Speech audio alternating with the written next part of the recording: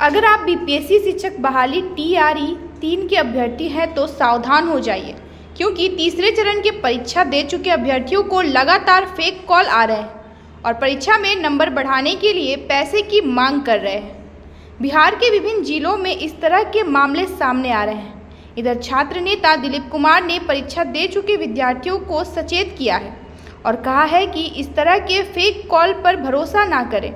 वहीं दिलीप कुमार ने अभ्यर्थियों के डाटा लीक होने पर नाराजगी व्यक्त किया है और उन्होंने कहा कि इसकी जांच होनी चाहिए कि आखिर डाटा कहां से और कैसे लीक हो रहा है। दिलीप कुमार ने कहा कि छात्रों का डाटा लीक होना बड़ा मामला है और सरकार को इसे गंभीरता से लेना चाहिए। नमस्कार दोस्तों, मैं दिलीप कुमार।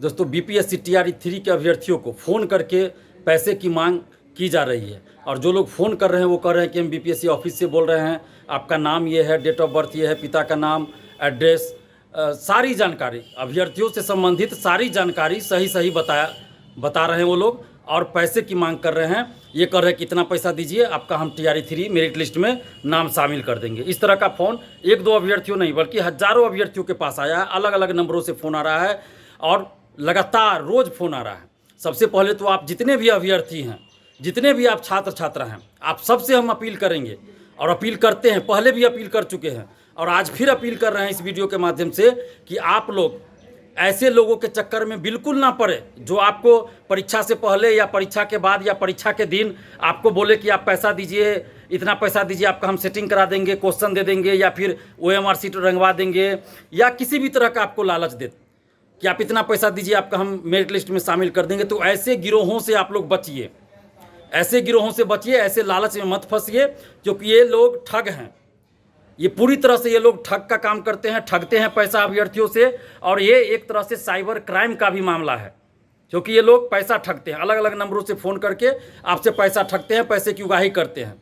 तो ऐसे लोगों के चक्कर में बिल्कुल ही ना पड़े। मैं तो हमेशा से कहते आ रहा हूँ कि किसी भी तरह के धांधली सेटिंग या कदाचार से आप लोग बिल्कुल ही दूर रहिए और जहाँ भी आपको ऐसी कोई भी सूचना मिले तो तुरंत आप पुलिस को बताइए, आप हमें भी बता सकते हैं। और इस टीआरई 3 मामले में भी अगर आपके पास कोई फ़ोन आ रहा है, पैसे की मांग की जा रही है, तो तुरंत आप उसकी सूचना पुलिस को दीजिए, आर्थिक अपराध इकाई पटना को दीजिए। आप हमें भी बता सकते हैं, आप हमें बताइएगा तो हम भी पुलिस तक, आर्थिक अपराध इकाई तक आपकी बातों को पहुंचाएंगे। जैसे कल कुछ स्टूडेंट्स के पास फ़ोन आया था तो हमने आर्थिक अपराध इकाई को इसकी सूचना दिया। तो आप लोग को भी जागरूक होना पड़ेगा और ऐसे लोगों को मुँह तोड़ जवाब देना पड़ेगा जो फ़ोन करके पैसा मांग रहे हैं। अभ्यर्थियों से हम ये अपील कर रहे हैं, अभिभावकों से अपील कर रहे हैं कि आप लोग ऐसे गिरोहों के चक्कर में ना फंसे और ऐसे लोगों का खुलकर विरोध करें और इसकी सूचना पुलिस को ज़रूर दीजिए। लेकिन साथ ही हमारा सवाल बीपीएससी से और सिस्टम से है, सरकार से है कि आखिर इन लोगों के पास डाटा कैसे आ जा रहा है, अभ्यर्थियों का डाटा कैसे आ जा रहा है। ये बड़ा सवाल है कि इन गिरोहों के पास अभ्यर्थियों का डाटा कैसे आ जा रहा है, हूबहू सारा चीज़, सारी जानकारी कैसे वो दे रहे हैं सही। तो इसकी जांच होनी चाहिए कि क्या इस खेल में ये जो फ़ोन करके पैसे की मांग की जा रही है, ठगने का काम किया जा रहा है, तो ये जो ठग गिरोह है, ये गिरोह कहाँ से संचालित हो रहा है, कौन कर रहा है इस गिरोह को संचालित और ये कहाँ से चल रहा है, इसकी जांच होनी चाहिए। क्या बीपीएससी ऑफिस के अंदर से चल रहा है या बीपीएससी ऑफिस के बाहर से चल रहा है, कहाँ से ये खेल चल रहा है, इसकी जाँच होनी चाहिए। हालाँकि अभी कुछ देर पहले बीपीएससी के द्वारा एक नोटिस जारी हुआ है जिसमें बीपीएससी ने ये स्पष्ट रूप से कहा है कि बीपीएससी के द्वारा इस तरह का कोई काम नहीं किया जा रहा है और बीपीएससी बिल्कुल साफ सुथरा है और इस तरह का जो भी काम कर रहा है, ऐसे लोगों की सूचना आप पुलिस को दीजिए या बीपीएससी को दीजिए, उस पर कार्रवाई होगी। और बीपीएससी का परीक्षा संचालन जो है बिल्कुल अवैध है। बीपीएससी के द्वारा भी एक चेतावनी नोटिस जारी किया गया है। तो बीपीएससी ने लेटर जारी किया, हम उसका स्वागत करते हैं। बीपीएससी को ये काम पहले करना चाहिए, बीपीएससी को अपना पक्ष रखना ही चाहिए था कि बीपीएससी की तरफ से क्या हो रहा है, नहीं हो रहा है इस मुद्दे पे। हम भी ये मांग कर रहे थे कि बीपीएससी के चेयरमैन कुछ बोले इस पे, बीपीएससी के अधिकारी कुछ बोले कि भाई पैसों की मांग इस तरह खुलेआम हो रही है, कहाँ से हो रही है, क्यों हो रही है। तो बीपीएससी ने अभी ये स्पष्ट कर दिया, बीपीएससी का ये कहना है कि उनके तरफ से कुछ इस तरह का काम नहीं हो रहा है, बीपीएससी ऑफिस के अंदर से नहीं हो रहा है। लेकिन हम सरकार से ये मांग कर रहे हैं कि ये जाँच होनी चाहिए इसकी, क्योंकि टीआरई 3 पेपर लीक भी हुआ तो उस समय भी बीपीएससी नहीं मान रही थी कि पेपर लीक हुआ है। बीपीएससी का तो यही कहना था कि कोई पेपर लीक नहीं हुआ टीआरई 3 का, जबकि आर्थिक अपराध इकाई ने जांच रिपोर्ट दे दिया था और ये कह दिया था कि पेपर लीक है। फिर भी बीपीएससी कह रहे थे कि कोई पेपर लीक नहीं है, कोई साक्ष्य नहीं है।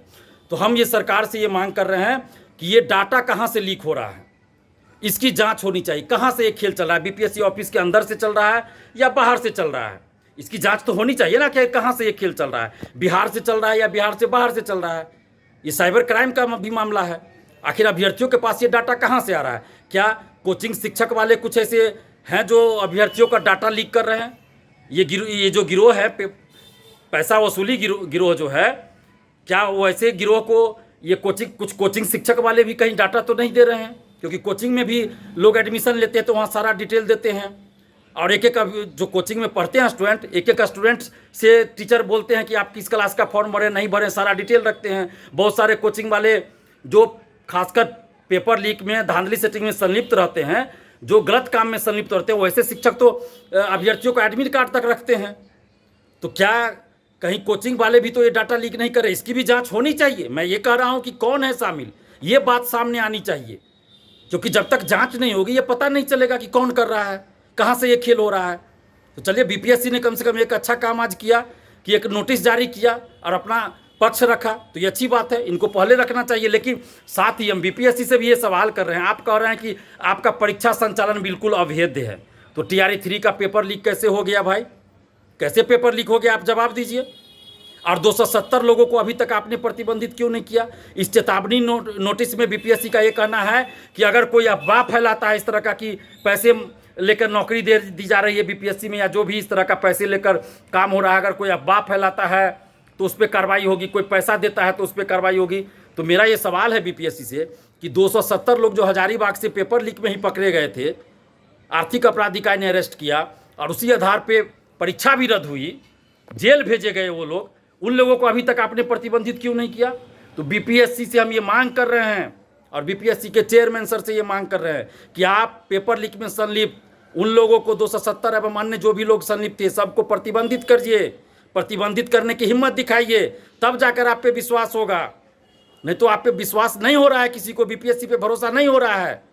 क्योंकि बीपीएससी TRE 3 पेपर लीक के समय भी ये बात आई थी कि पेन ड्राइव का कोड बीपीएससी का अधिकारी ने बताया, तो कौन अधिकारी था भाई वो?